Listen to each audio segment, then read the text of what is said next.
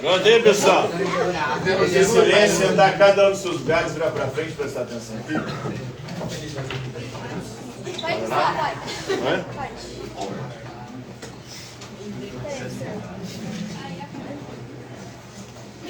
E a mais celular de tirar, né? Então, na aula de hoje, vamos falar de Johannes Althusius. Ele viveu de 1557 a 1638, do século XVI ao século XVII, na transição entre esses dois séculos. E ele vai ser considerado aí o pai do federalismo. O que é federalismo?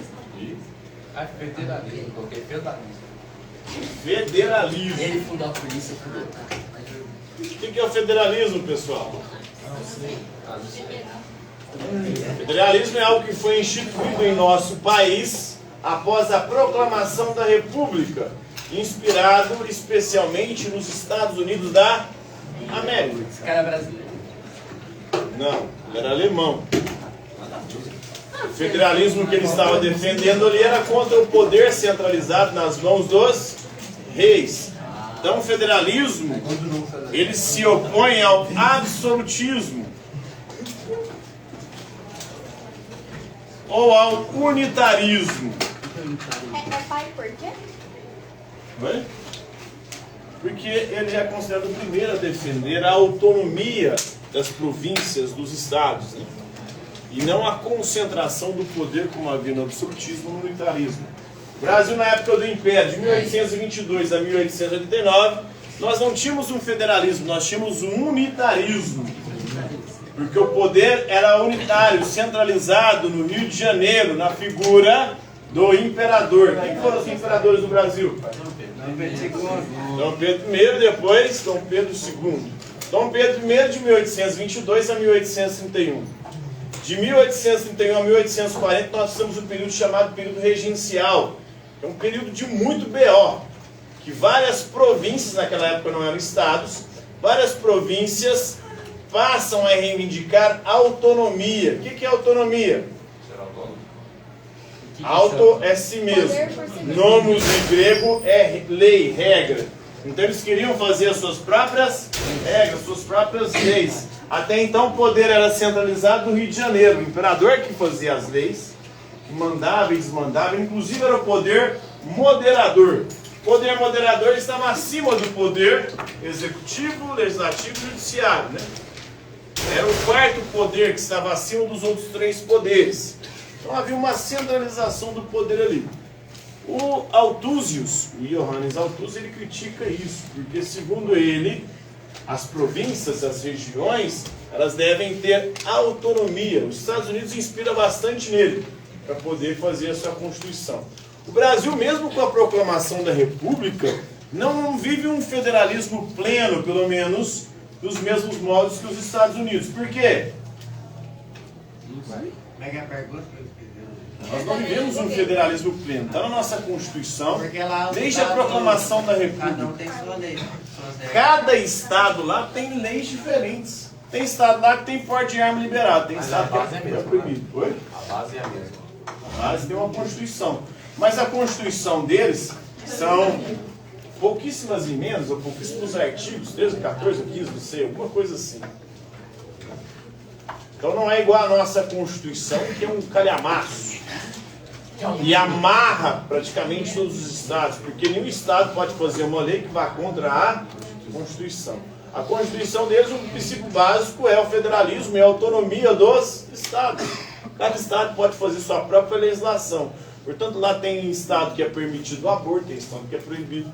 Tem estado que é permitido armas, tem estado que é proibido. Tem estado que tem pena de morte, tem estado que é proibido. Tem estado que tem pena perpétua, prisão perpétua, tem estado que é proibido. Então isso é federalismo, porque é o povo que escolhe, é o povo que vota lá se é a favor das leis ou não. Aqui não, aqui é tudo centralizado, não pode ter aborto aqui, não pode, o porte de armas é bem restrito. Na verdade pode ter aborto em algumas situações e circunstâncias, né? Estupro e outras peculiaridades aí. Que mais? Tem legislação. Tem estado lá que pode drogas, tem estado que não pode. Aqui também não pode, droga nenhuma. Pelo menos Mas das aí igrejas. o brasileiro, Oi? mas o brasileiro dá um jeito de usar escondido. Sim, mas aí é tudo tem escondido, né? Tem gente que tem arma escondida, tem gente que faz aborto escondido, inclusive clandestino, em clínicas aí muitas vezes que acabam levando as mulheres a óbito, porque não é algo ali legal, nenhum hospital com as condições adequadas para fazer o procedimento, apesar de que quem tem dinheiro faz em hospital de rico e ninguém fica nem sabendo. Essa aqui é a desigualdade, por isso que muita gente defende o direito do aborto no nosso país, porque quem tem dinheiro faz aborto e não é nem relatado.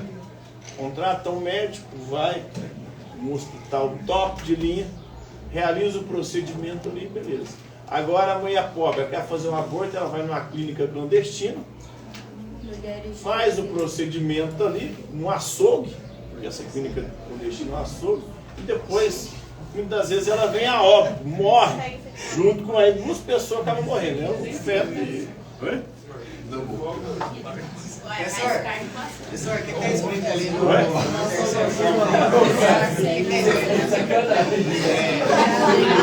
Representantes eleitos para o Estado devem refletir as diversas visões dessas várias associações. Visões dessas várias associações.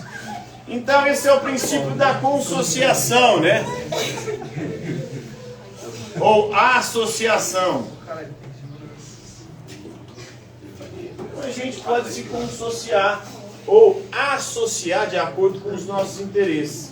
E é o que os estados fazem. E é por isso que no federalismo tem duas câmaras. A Câmara dos Deputados, que representa o povo, e a Câmara do Senado, que representa os estados. Então os senadores, eles representam não o povo, mas o estado.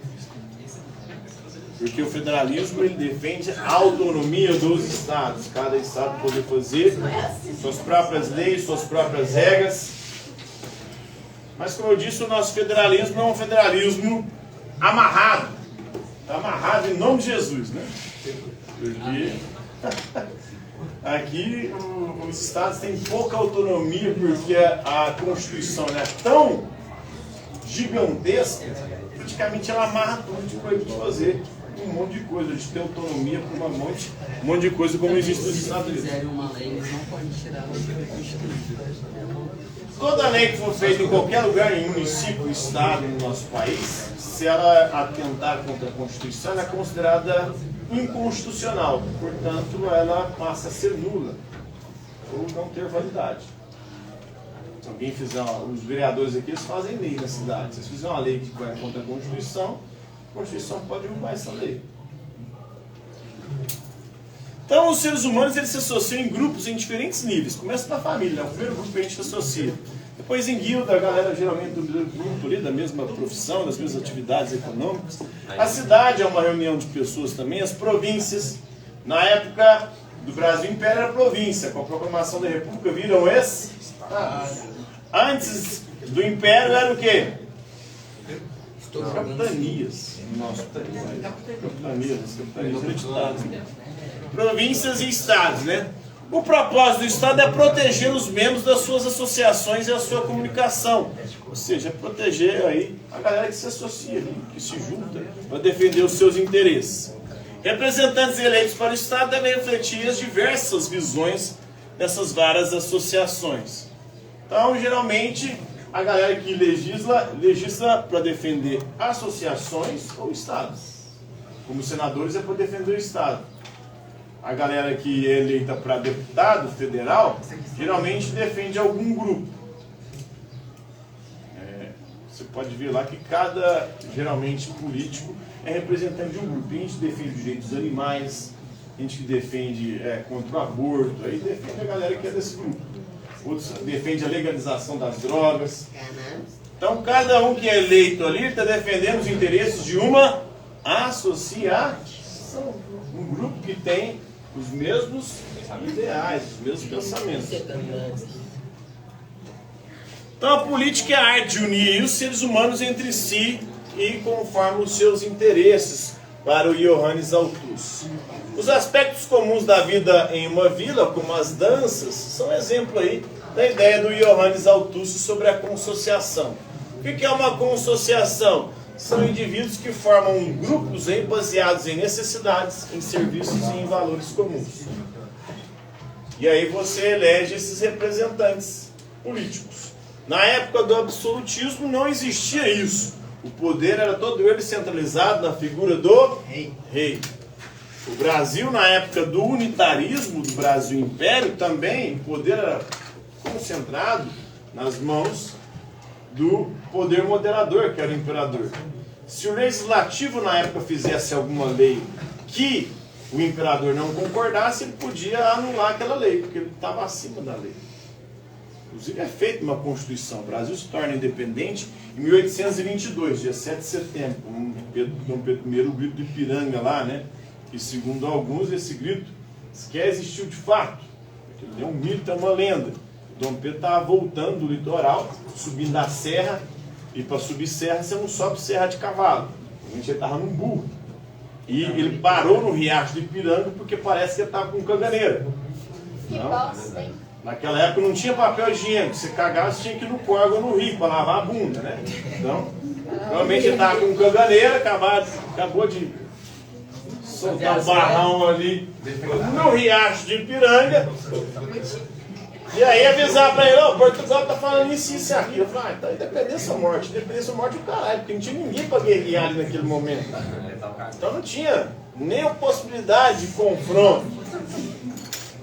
Na verdade depois teve guerras, mas não na região de São Paulo e na província de São Paulo. Na capitania de São Paulo, que antes era São Vicente. Teve alguns estados, algumas províncias que não queriam se separar de Portugal. E aí começaram as guerras de independência. Foram 2 anos de guerra em algumas províncias, de 1822 a 1824. Em 1823, o Dom Pedro pediu para o parlamento, o legislativo da época, fazer uma nova constituição para o nosso país. O parlamento foi e fez uma constituição. O Dom Pedro não curtiu a constituição. Aí ele foi e dissolveu o parlamento. E mandou fazer uma constituição do jeito que ele queria. Aí em 1824 nós temos a primeira constituição do Brasil independente. Não era uma constituição fruto dessas associações, como defendia o Ioannis Autúcio.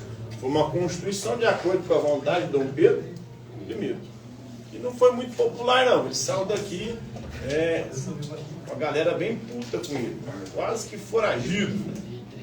De uma noite das garrafadas que aconteceu, a galera, os portugueses contra os brasileiros dando garrafada nos outros lá, ele acaba renunciando para o seu filho, Dom Pedro II, mas o moleque tinha 5 anos de idade só, e segundo a Constituição de 1824, ele só poderia assumir quando ele atingisse a maioridade.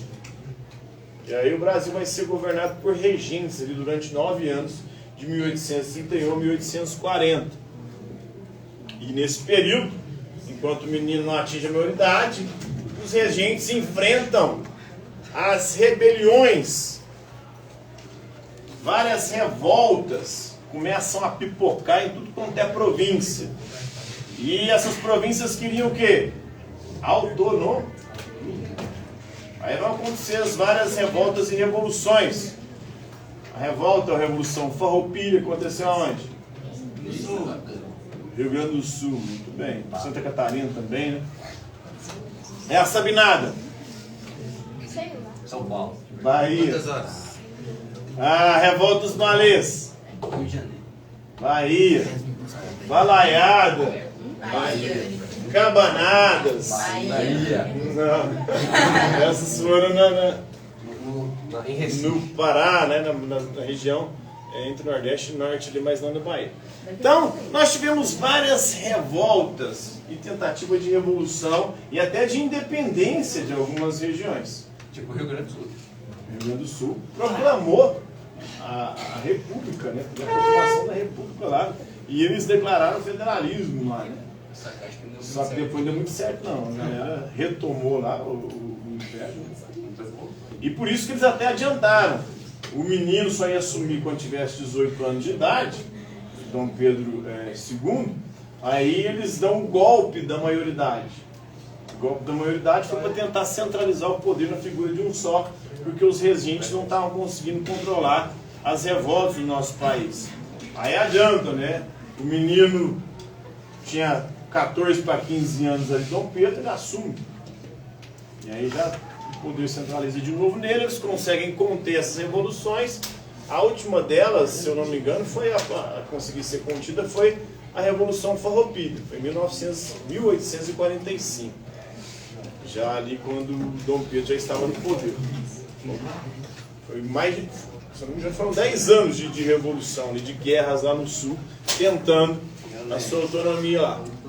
Então era a associação deles lá querendo autonomia, o Estado brasileiro não queria conceder, porque era unitarista.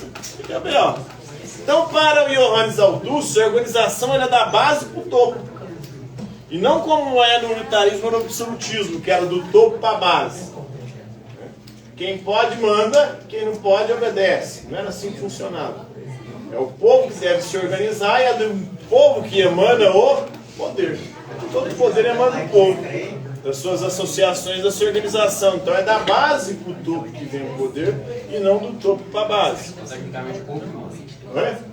Para o Althusse, sim. Para outros, não. O poder tem que estar concentrado nas mãos dessas figuras. Na época do Brasil Império tinha que estar na mão do rei. Tanto que até adianta a maioridade do menino para quê? Para concentrar poder no imperador, né? Porque no período regencial ali, eles fizeram um ato adicional que dava certa autonomia para as províncias. Essa autonomia fez que virou uma zona total, porque em quase todas as províncias tiveram revoltas, tentativas de separação e de revolução. A mineira foi